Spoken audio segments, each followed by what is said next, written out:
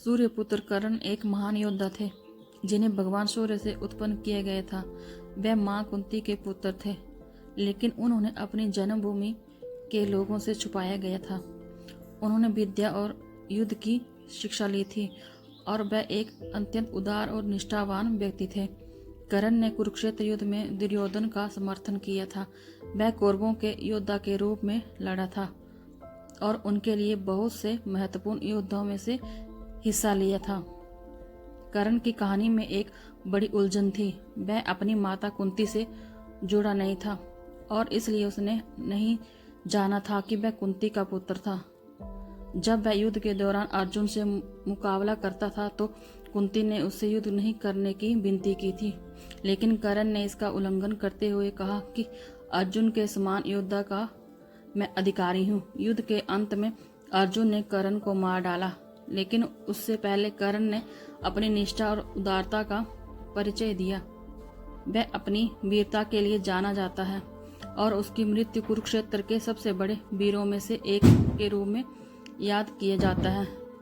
कर्ण के बारे में लोगों के बीच कई कथाएं सुनाई जाती हैं। एक कथा के अनुसार कर्ण को जब बचपन में पता चला कि वह कुंती का पुत्र है तो उसने कुंती से मिलने के लिए जाने की कोशिश की, लेकिन उसमें कुंती ने उससे मिलने से मना कर दिया क्योंकि उसे अपनी संस्कृति और समाज की नीतियों का पालन करना था। कर्ण के जीवन की कहानी हमें एक महान व्यक्तित्व का परिचय देती है।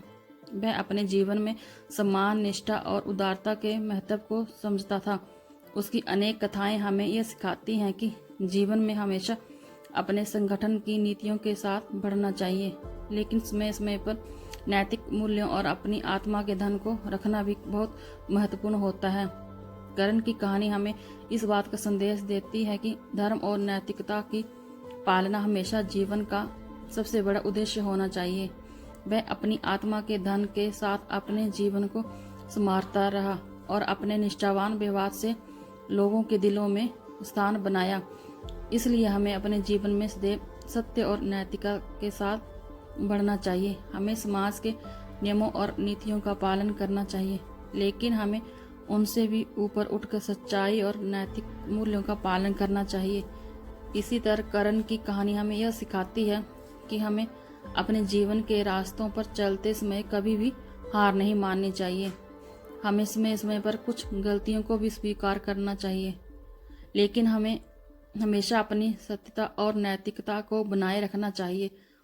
अधर्म के विरुद्ध लड़ने वाले कर्ण की कहानी हमें यह भी सिखाती है कि हमें अपने समय के जीवन को संवारने के लिए समाज के बनाए गए नियमों को पालना भी जरूरी होती है।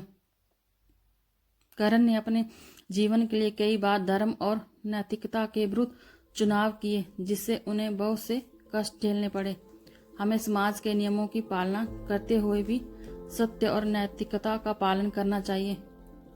कर्ण की कहानी हमें उस समय की भी याद दिलाती है जब धर्म और नैतिकता के बिना जीवन का कोई मूल्य नहीं होता था। हमें अपने जीवन में इस बात का खास ध्यान रखना चाहिए।